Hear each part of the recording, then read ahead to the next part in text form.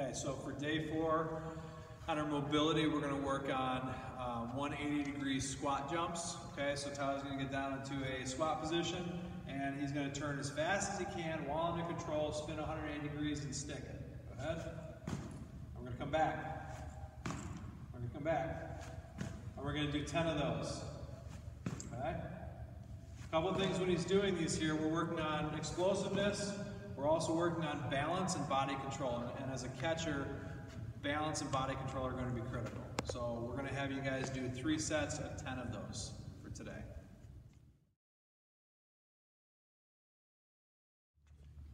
So our receiving drill for the day, we're going to just do a simple juggle drill. We're going to catch with our right hand, we're going to catch with our left hand.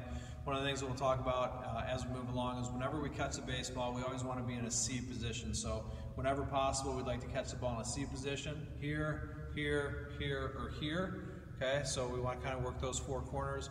Where our catchers get in trouble is when they start to catch elbow down, they catch that U position, or the down and away pitch to a righty, they start to get into like an N position. Those are things that we want to stay away from. Okay, so we always want to work those drills here. So, the letter C here. So when Tyler's going to juggle, you don't need a partner to do this. If you have a partner, great. You guys can throw the ball back and forth.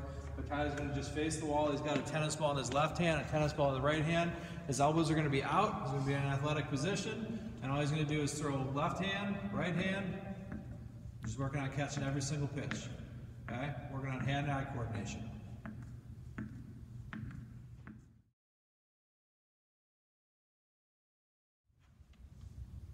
Okay, so next up, for our last day, what we're going to do is we're going to start to work on angle blocks. A lot of the times when we block the ball, it's obviously not a pitch that's directly in front of us. So we really want to start to understand when we block a baseball to the right or we block a baseball to the left, the importance of bringing the baseball after it hits us back towards the plate. Okay, so you can see here we've got an outside pitch and an inside pitch. When Tyler goes to block this outside pitch, we're going to want to make sure that our chest is on this 45-degree angle to bring the ball back. And then on the inside pitch, his chest and his knees and his hips are going to be on that line right there. Okay, so what we're going to do here is we're going to get to an active position. Okay, and the first ball that we're going to block is going to be the outside pitch. Go ahead and block it. Okay, and we're looking to make sure here, okay, that again we've got the same thing. We're not sitting back on our heels like this. Okay, and we're not too high. We're not too pushed over and smothering the ball, and our chest isn't up like this. Okay, so once he gets to the right spot, our gloves down, we protected our 5-hole. Our chest is going to do almost all the work here. All of our flesh is out, our head's down. Okay, now we'll go to the inside pitch real quick. Okay, as the catcher that's actually doing the blocking, just make sure that your knees are the same distance from the line. Okay, inside pitch, go. Okay. Same way, we've got 5-hole covered, head down. We're as big as we can be while covering 5-hole, and we've got the same amount of distance from our left knee to the line as our right knee is to the line. That's pretty good right there. So one thing that I would recommend, not everyone has turf in their house, I get that. If you have to do this on a concrete floor or a basement or a garage, that's fine. I'd highly recommend doing it on carpet, so go to a room that your parents really don't care about if you can do it on carpet. It's obviously we need you to do it with your shin guards on, so you will slide a little bit. Okay, so just make sure you clean your shin guards off, but way better to do on carpet than obviously on concrete or cement.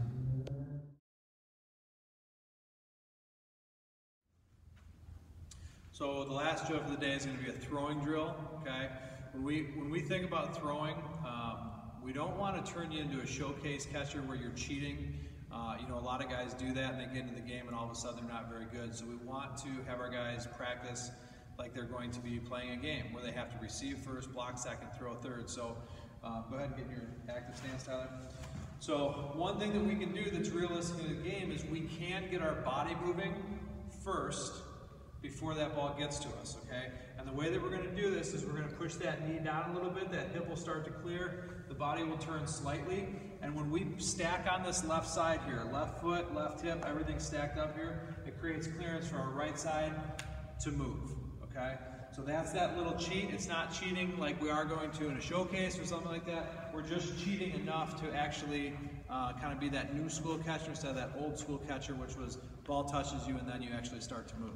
Okay, so this is a great drill to do here where Ty's going to be the catcher. You will need a partner for this, but instead of throwing baseballs firm to him like that, where he has the ability to start to lean out towards the ball. I'm going to throw a little bit of an arc to the ball, and he's going to get to his throwing position.